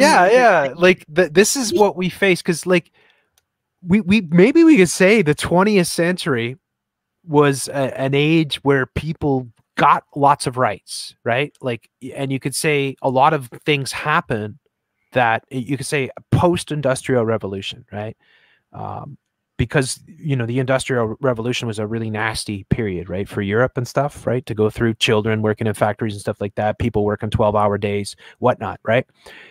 But then, unions started to come in, all these things started to happen, laws were passed, obviously slavery was banned a long time ago, but we started to improve and started to gain more freedom, right? We started to get the ability to, own a home, for instance, and again, say Henry Ford and whatnot, right? And suburbia and all this, but humans started to get more freedom and started to enjoy life and be able to live lives free, more or less. I mean, in a much better sort of state than we're currently facing, and what we're heading towards now is that government will control every element. The corporatocracy will control every element of society, every element, the energy, the sewage, the freaking, education, the air, the plants, everything, every single element will be controlled. I mean, we've talked about this, dealing with, the satellites and the using plants as monitors and all these different things that they're developing, right, to monitor everything that we do. And they always say information, right? They want to have information on everyone. So, and of course, they're burning people out of rural areas and forests and mountains and whatnot, and everybody's being pushed into the mega cities, and then the mega cities are developing the 5G and the 6G and the full-on surveillance grid and the smart cities and all that crap. And so what we're facing is pure tyranny, like, as opposed to freedom, where we have technology that could give us freedom, right? I mean, I still think back to Arthur C. Clarke when he accurately predicted the internet and everything. And he said, you wouldn't have to live in a city. You could live wherever you want. You would have this computer, and then you could, You could, you know, do all your banking and all your business and whatever else, and send all your letters and everything on the computer. And you would have freedom, you know, that the tech would grant you the freedom to be able to live life on your terms, sort of thing, like in harmony with nature, sort of thing. And that's what we could all be doing. We could all be, you know, harvesting solar energy and, you know, just, you know, as you mentioned, like, you know, having our own chicken, but being able to take, you know, say the chicken poop and use it to fertilize the soil and whatnot. Like all that is, it's all there. The knowledge is there. We could all do it, but that's nothing that they want. They don't want anything. They don't want us to have any ability. They want us all hooked up to their grid, full on 24/7 surveillance. They want to record your freaking dreams. Yep. I mean, your thoughts and dreams is they want to record, and they want to make thought crimes. Right. So we are marching towards this. And this is why it's so imperative for people to stand up for their rights at this point in time more than ever before, because it's all going to be swept away. And it shows you that they can whip up anything and then it could just, well, sorry, you don't have any rights now because we've got this thing. And it's like, no, sorry, you do not have the right to ever do this to us. And this is where humanity must take a stand, because we're on the precipice now.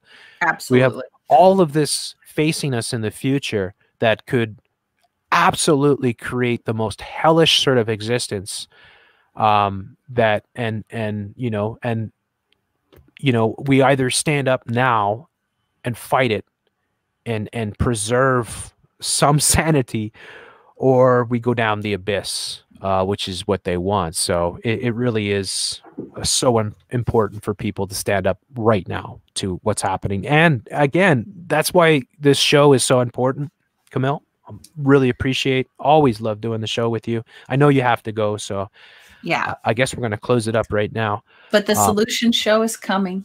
We could do a solution show. I mean, we got to, you know, when we do talk about it a lot, I mean, we've talked about it many times on this show. You've always got so many different things to offer to people as solutions. And I think that's really important. Pardon me? And nightmares, the bad stuff. But yeah, there's good stuff coming. Well, we talk about the bad stuff a lot, so well, you got to know about it, right? We do have to talk about good stuff too, and yeah, good stuff is the good people that are watching the show. Excellent audience, excellent people in the chat. Thank you all so much for being here today. Yeah, thank you, everyone. Camille's channel's in the description. Please go and sub her if you haven't already. She's doing phenomenal work, and yeah, well, I'm looking forward to doing the next one, Camille, of course. Yes. And I'm probably going to do the Patreon show, just for people that are wondering. I think it's going to be early next week. It won't be on Monday because it's Monday Madness, so maybe Tuesday next week, if not Wednesday. So I will announce that. I was going to try to fit it in this week, but I wanted to get this show in, and I have Friday's show. I have something going on tomorrow as well. So lots of stuff coming, folks. And yeah, stay tuned, and you know, give us a thumbs up, of course, if you haven't already. Come and support me if you can on Patreon. My link's in the description. And yeah, fight the good fight, be the change you want to see, and stand up at all times for your rights. Otherwise, they'll be gone. So anything you want to say in closing there, Camille? I don't know. Thanks everybody for looking at it all. I think we should definitely talk about Bill and how he's pushing on the media side too. I never knew about that. And to me, that makes it all even crazier that he's the guy behind pushing the brands, and his brand is this whole global takeover. And it's no wonder that it's coming from all angles. Yeah, check out Really Graceful for that. Yeah. She and again, shout out to Really Graceful. She's like 9 months plus pregnant, so she's she's still working. Unbelievable. We're so blessed to have people like Grace and Camille out there fighting, you know, every day and trying to expose all this stuff. So anyways, guys, yeah, thank you all so much for being here. I'll see you guys all on the next one. Take it easy, folks.